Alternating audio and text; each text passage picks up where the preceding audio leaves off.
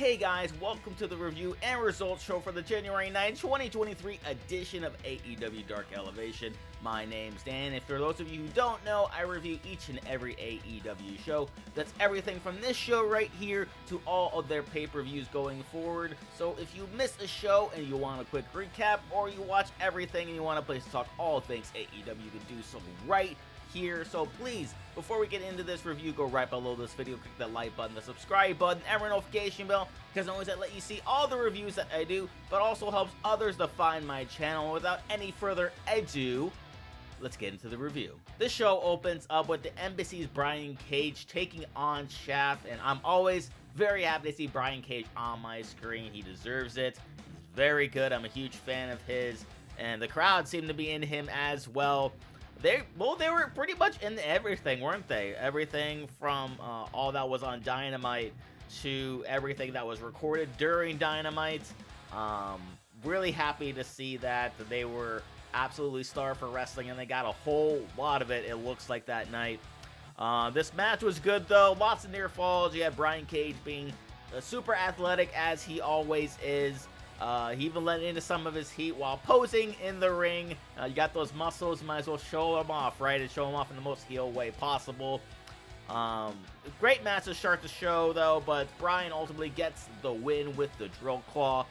This is one of those matches where I'm going to say, go out of your way to watch this one, because this was a blast. We then head backstage where Lexi Nair is standing with Ethan Page, bragging about how well the Hardy Party is doing under his tutelage, how they can only get better from here, and then in comes Matt Hardy and Isiah Kassidy, saying that there's a slight change in tonight's match. Originally supposed to be just a tag team, but he got it switched to a trios match. Now, at first, Ethan was a little apprehensive about this, but he even explained to Ethan that, look, man, we could be so good together. We can even be trios champs one day. He even shows him a green version of his tights, because Matt and Isiah was already wearing green.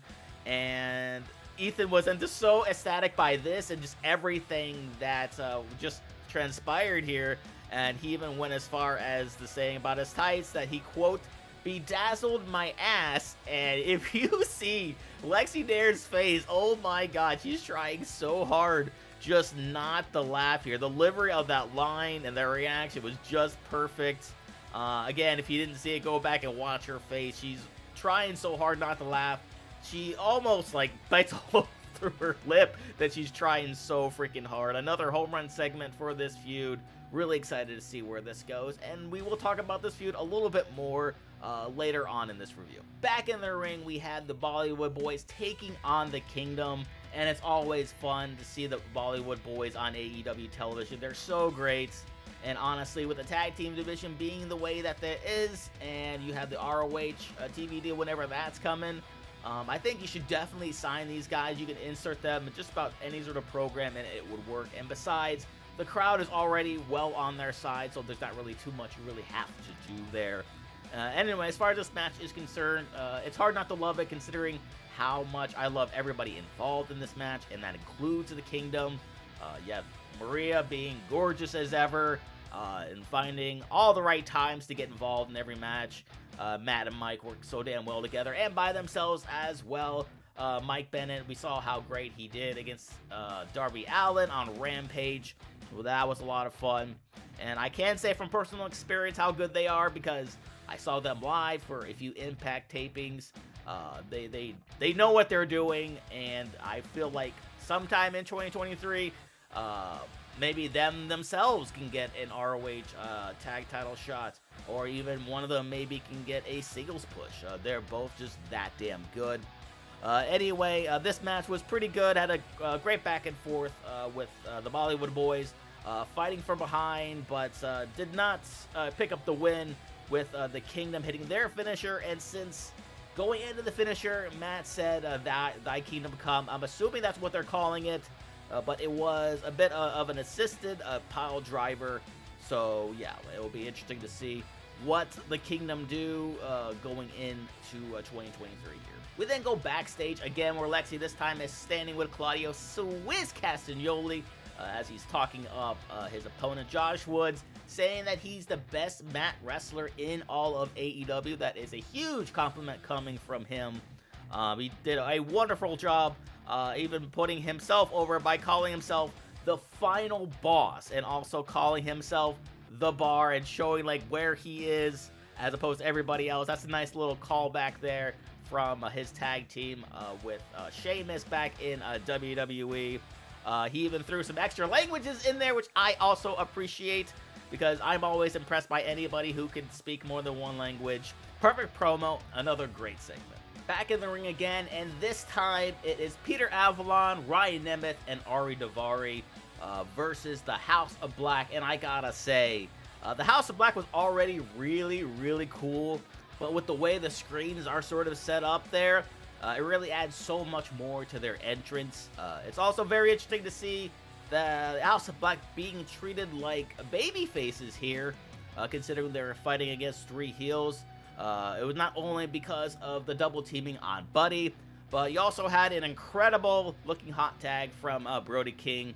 It really makes me wonder where they're going to stand, whether they're going to be heels, whether they're going to be baby faces. Maybe they'll just sort of like lean into one or the other, kind of be tweeners here. The crowd though was pretty behind them, so honestly, you could really do whatever you want regardless. That said, the House of the Black pick up yet another win here, another dominant win. Next was Powerhouse Hobbs taking on Vinny Pacifico. It's good to finally see Hobbs wrestle here in 2023. It's his first match of the year. It's also cool to see him still carrying around that book. And I gotta say, listen, AEW, you want to have a bit of a merchandising thing here, make the book.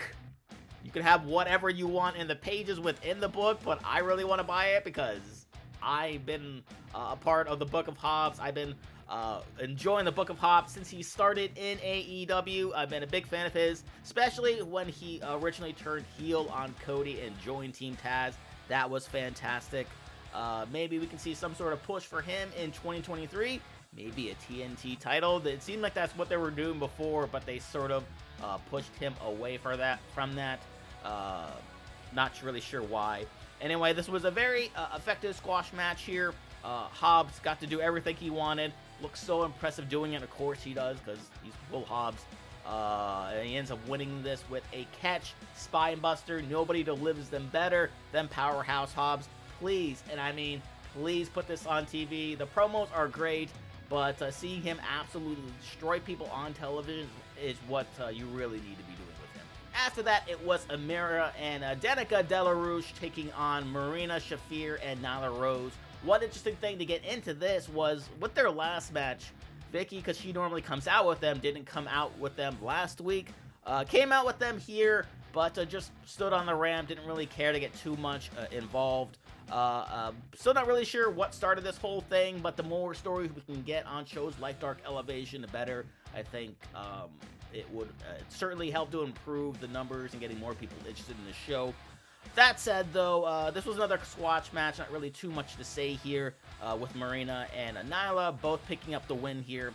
It'll be interesting to see where exactly the story goes. If Vicky ends up turning on them for somebody else, it'll be very, very interesting to see. We then move backstage again, where this time the Butcher and the Blade put the whole tag team division on notice. And like I said earlier, with how the tag team division is, this is a smart move. It'll be very interesting to see who exactly they ended up squashing next week, because you know that sort of thing is coming. If they want to really build these guys up, maybe have them in a match on Dynamite next week. I don't think they'll do it this week because it's already a pretty stacked show, but very happy to see this. Big fan of both of these guys. Back in the ring, and this time it's the ROH World Champion Claudio Castagnoli versus Josh Woods. Very surprised that this wasn't the main event, considering that there was a big title on the line here, but nevertheless, this match was great. For those of you who don't know how good Josh Woods is, you shouldn't be surprised by how great this is. I've been watching him a whole bunch over the years, wrestle down in Independence down here, back when he was just Josh the Goods Woods, and I always knew he had the goods, and it's nice to see him get more TV time, more time on YouTube, more time on AEW television in general. Got some old school heel work here. doing a lot of work over on Claudio's, or one of Claudio's knees rather. Even did an incredible spinning suplex off the top rope, which was really cool. But it was Claudio getting the win here with a huge, and I mean huge, European uppercut. I really like the fact that they'll make him have to do the big spin, because obviously he couldn't do it here because he was selling his knee. But it's nice to see that he's able to win with not just one move, but just another, just really just jaw-jacking European uppercut. Fantastic work here. Claudio just stealing the show in and out of the ring on this show. Next, it's that trios match I was talking about earlier with Ethan Page teaming up with both Matt Hardy and Isiah Kassidy to take on Guillermo, Rosas, Cody, Chhun, and Sonico. Really do apologize if I mispronounce any of those names. I'm just terrible with them. On the way to the ring with this one, I really love Ethan's heel work, especially just like throughout everything, but seeing how excited he was, how over the top excited he was to come out to the Hardy Boys music was just too damn funny. And then you have him just sort of singing along to the theme, which got really irritating really quick. And then, of course, he told the guys in the back to stop playing the music because he was tired dancing to it. So perfect. And even keeping the mic on him throughout the match was a nice touch. Basically dictating when he's tagged in, when he's not tagged in, and doing that like over-the-top thing that he does for the twist of Fade, which is calling the twist of Page. So damn good. This was another squash match, yes, but this was more to do with the story that's going on here with Matt kind of playing buddy-buddy with Ethan, and Isiah not really too curious how to deal with this. Very frustrated with it. I do think somewhere along the line here, he is going to get one over on Ethan Page. He's probably playing him right now, playing into a little trap, but he doesn't need to... he can't say anything to Isiah because he doesn't want to tip his hand. So very, very excited to see where this goes. I'm very excited to see something like this on Dark Elevation. It was then the ROH Women's World Champion Athena taking on Viva Van, and yet another brilliant heel performance here from Athena.